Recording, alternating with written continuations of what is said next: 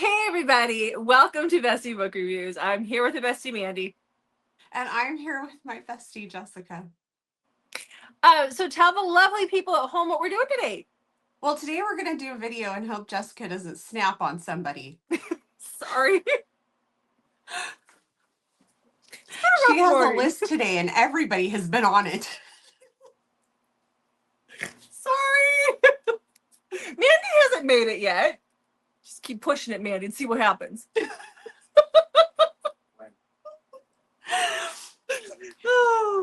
So, fittingly, this video is the dark romance trope of touch her and die.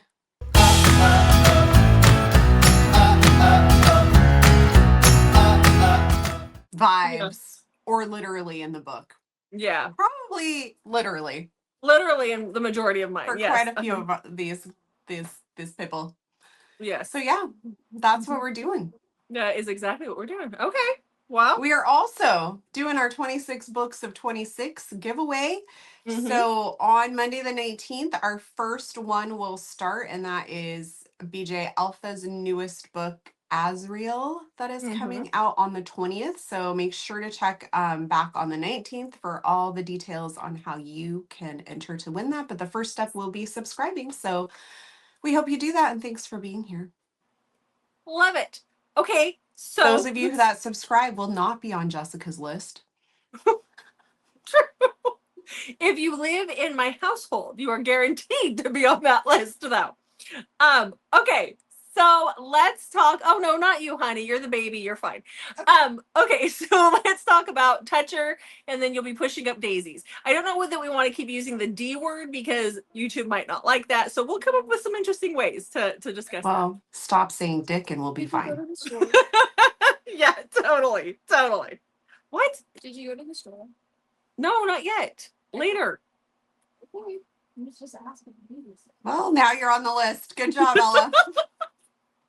So let's talk about my first rec. Oh, we were talking about the whole using the D word, and you told me to stop saying dick. Dang it. Okay. Dick. Okay, so let's talk about my first rec for this, and that is Breaking Haley by I.A. Dice. This was one that was recommended from one of you guys when we did our Convince Us to Read Your Favorite Books. So this is about Haley and Carter. So Haley has been in an accident. She's lost her memory of the last 2 years. So she's in her early 20s. She was actually like in her senior year of college when this happened. And now she's woken up in the hospital. Her father is there. He's a part of I think he's like the police chief or something. He was high up in the police force. And she's completely forgotten 2 years of her life. Like she forgot that her mom has passed away. And she has to go through that grieving process all over again. But there are other things that are happening. And so that put her life in danger. And so her father has arranged for her to go to this private college where she'll be protected.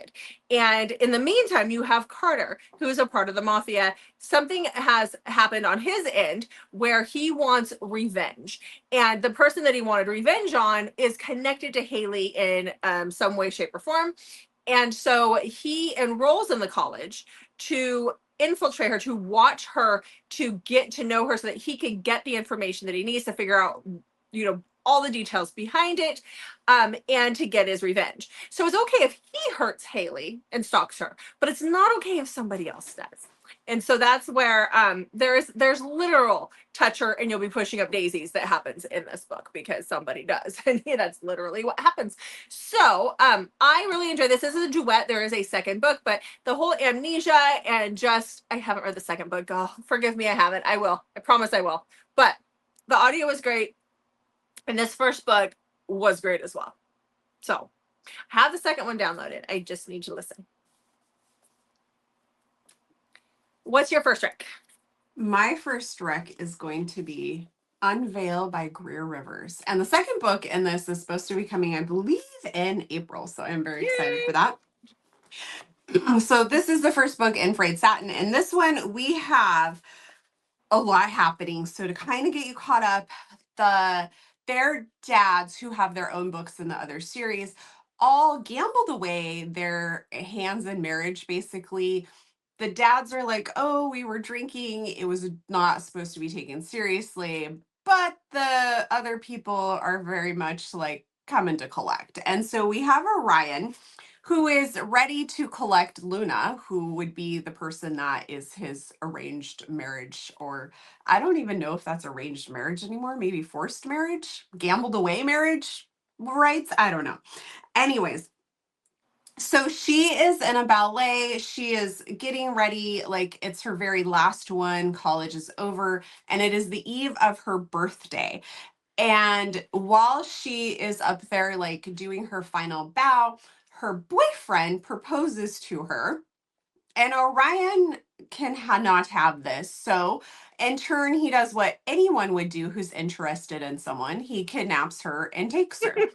And they end up on the run. And while it starts off that he is taking her to be his, they quickly are being followed by other people and things get very dangerous. They are out in the woods trying to just survive. And he will do anything that it takes to keep her safe. And so we definitely have strong touch her and push up daisies vibes, as Jessica called it. There's also mental health awareness in this, which if you watched our interview with Greer Rivers, you can learn a lot more about. I think her interview is very important. It has a lot of important things in there that help explain how personal her characters are, especially Luna to her. Oops, I was just gonna switch myself It was still up on my screen, so it was easy for me to So, very Okay. good book. Yeah, I think I pre-ordered that from her because I own her three other books. All of her books have been 4 or 5 stars. Most of them have been 5 stars for me that I've read. Mhm. That one I haven't yet. I was kind of waiting for audio.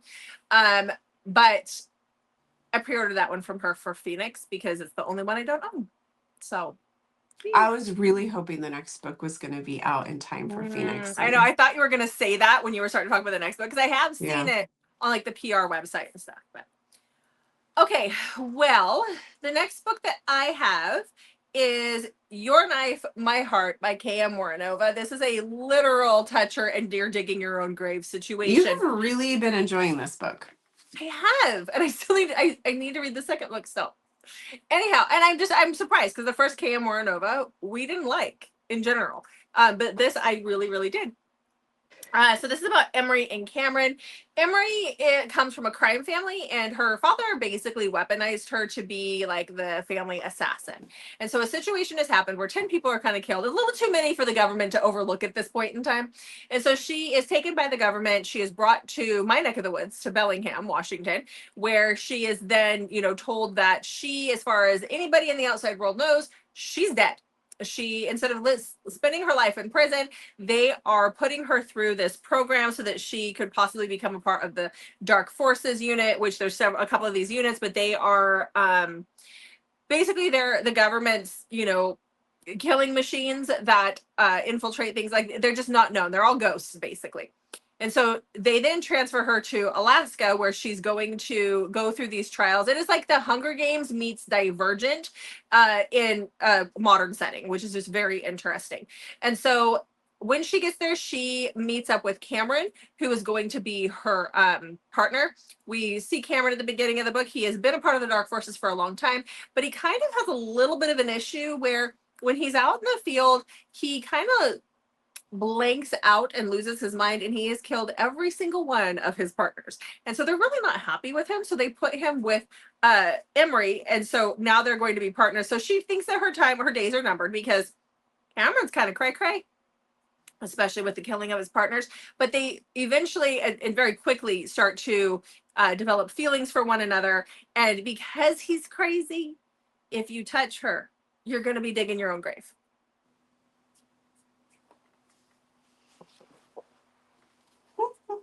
Yep. Okay. Okay, my next one is Scorch by Jane Henry. In this, we have Lydia, who has been put into an arranged marriage with this guy. And he is he's awful and abusive. It's a very horrible situation. And we have Victor, who has been in love with her and watched her from afar.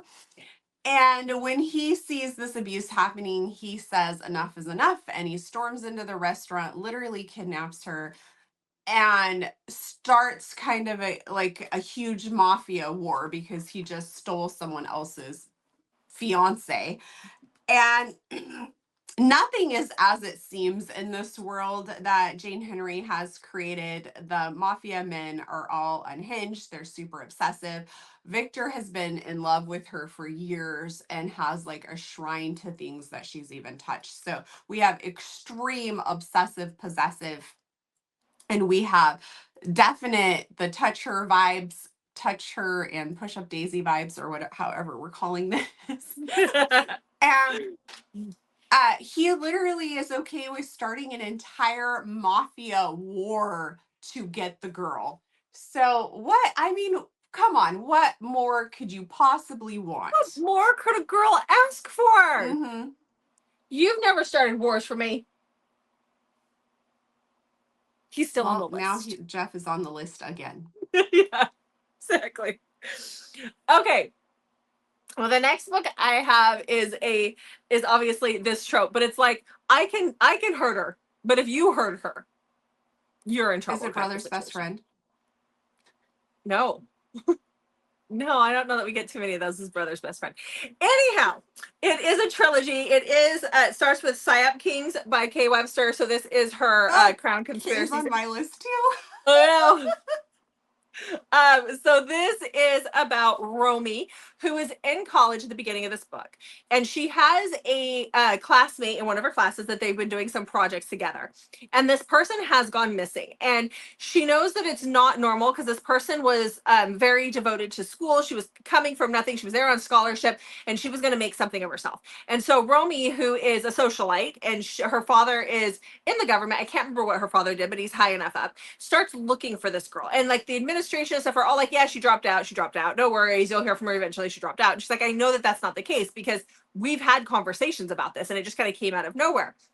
That leads her to going to this gala that she finagles away in because of who her father is, and that is where she meets Caius and his brothers.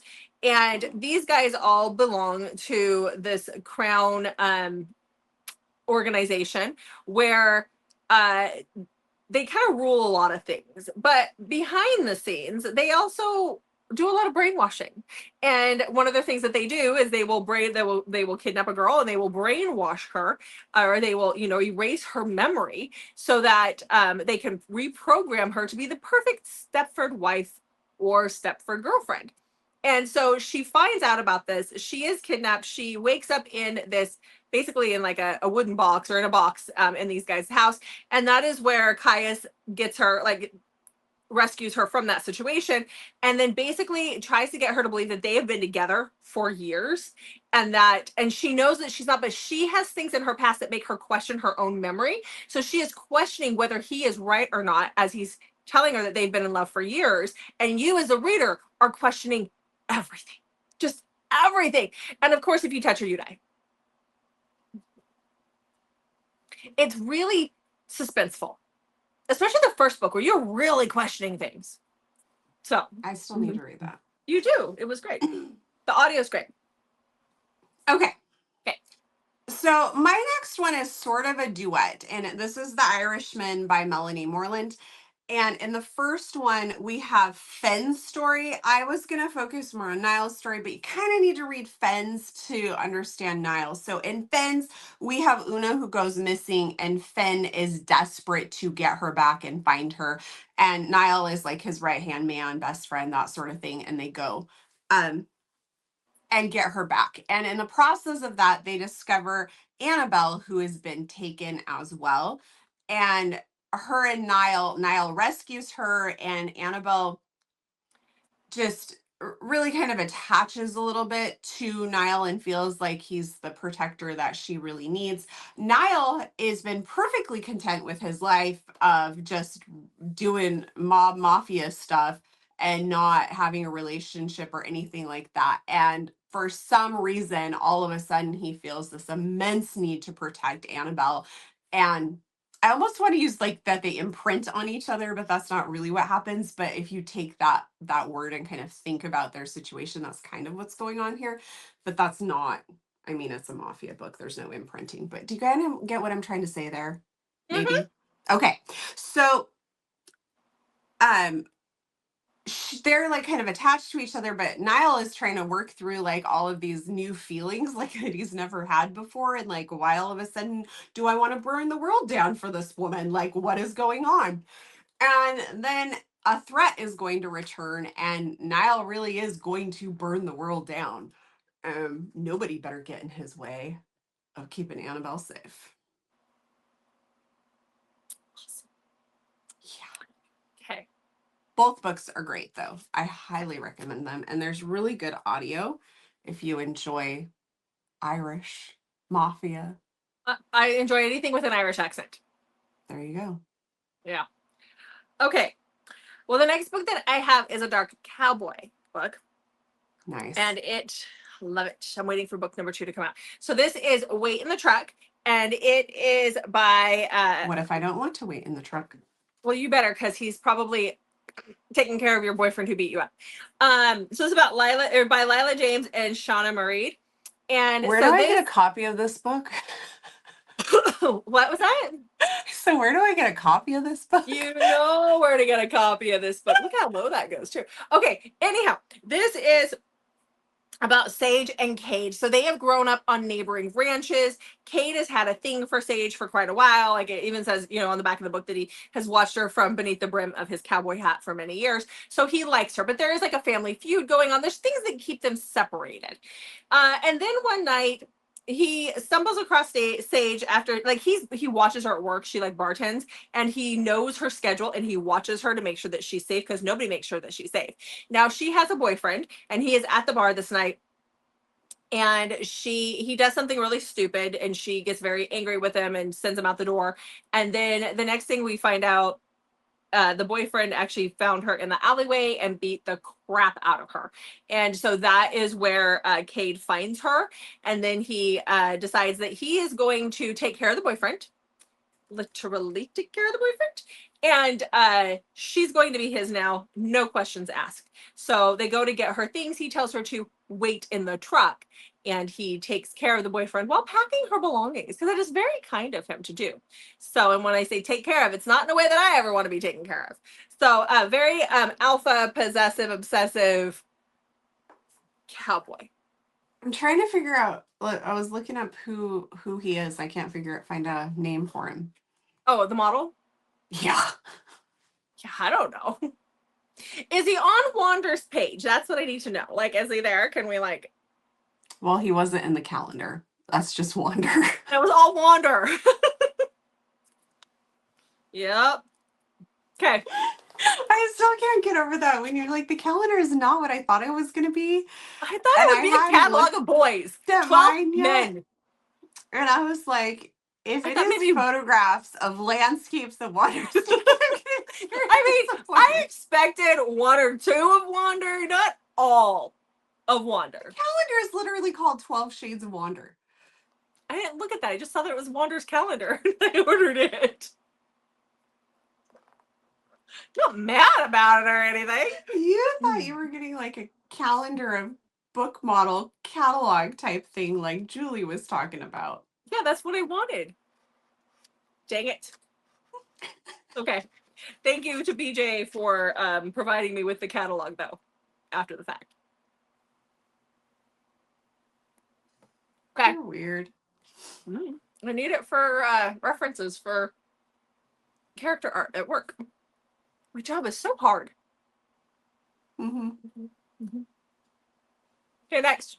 I think you should have one of your artists draw a picture of Jeff. For me as a centaur.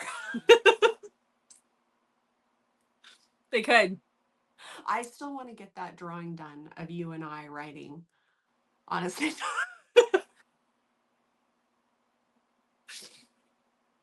We'll discuss a few commissions with some of my people. The next time I'm at like a county fair and there's a caricature artist, I'm gonna ask. Yeah, but who are you gonna have be the head of the centaur?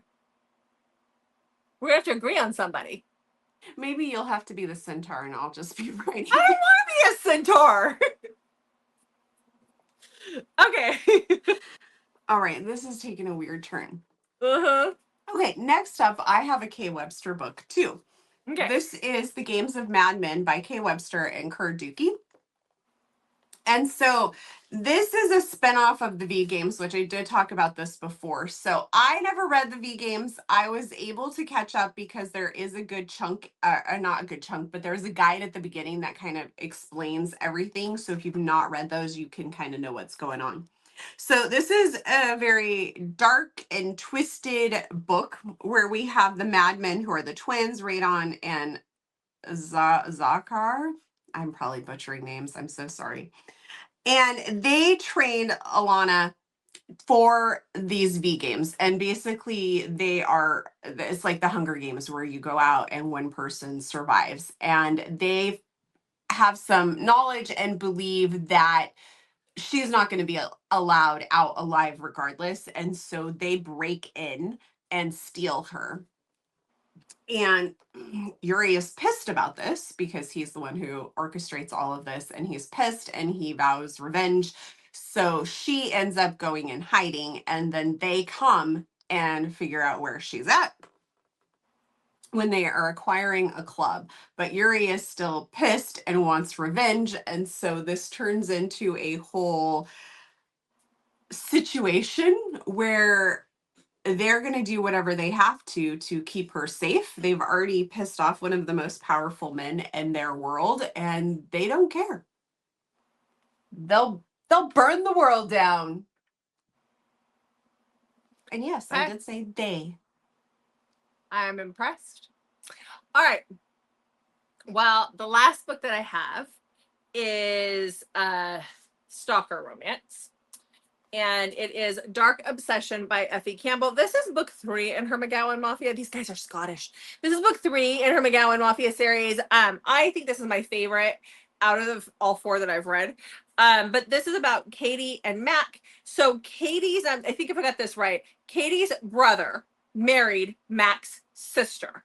So they are around each other quite often. They refer to each other as in-laws, but that doesn't, at least in the States, that doesn't make you in-laws. It just means that your siblings married this other dude's sibling. But anyhow, so that is how they know each other. So they are around each other. Now, Mac has been obsessed with Katie for years. He's a little bit older. He likes to watch her. He stalks her. Let's be honest. He stalks her. Katie is in a relationship with this rock star. She's like a model. I think she's a model, if I remember right, and she's in a relationship with this rock star, but he's been treating her very poorly. He talks to her about her, like he criticizes her weight a lot, and so she has started to waste away, and he's starting to get a little weird. I don't know if I'd call him abusive, but he is doing things that are not cool. And so that is where Mac finally shows up as her masked stalker and starts hanging out in her world late at night while he watches her sleep or do whatever as the masked stalker. But when he finds out what's really happening, it is a literal touch her and push up daisies situation. So he watches her from afar. Okay. It's all you, boo. Really? Interesting. Mm-hmm. I just have one book left. Yeah, that's what you should have. Yeah. Boo. Boo. Why are you calling me Boo? I don't know. You call me all sorts of names, and I'm still trying to find a good nickname for you after almost 30 years. Sad. Okay. Okay. Mine is Savage Obsession by Kate Oliver. So, in this we have Xander. Xander is on this path of mass self-destruction. And we have Quinn, who is working 3 jobs. Her mom is in a facility and she's trying to keep her mom in there. It costs an insane amount of money. She's behind, and the guy who runs the place keeps charging her like crazy fees, and she just cannot get ahead, even though she's working all these jobs. And Xander, like I said, is in this spiral of self-destruction. And one day he realizes that he has somebody else's mail, so he goes down to drop it off. because he lives in the penthouse and she's in an apartment down below. And so he goes to drop off the mail and is all of a sudden just like really intrigued by this woman who answers the door, and she has no furniture. And he's like, "Did you just move in?" And she's like, "No, I've lived here for a couple of years." And so he just can't quite put everything together. So he does a little like really light stalking and kind of figures out where she works and all of this, and finds out she works for them at their casinos. And from there, he inserts himself a little bit into her life. And she grew up, though, in a home of major addiction and just unrest. And so she wants nothing to do with somebody who is self-medicating and spiraling quickly, which makes things a little more complicated between the two of them. But Xander, this takes place in Vegas, and if somebody messes with her at all, they end up out in the desert. And he does not mess around with this at all. And oh my gosh, I just loved it so much. I don't even know what else to say. It's so good. It's dark and nitty gritty. Mm-hmm.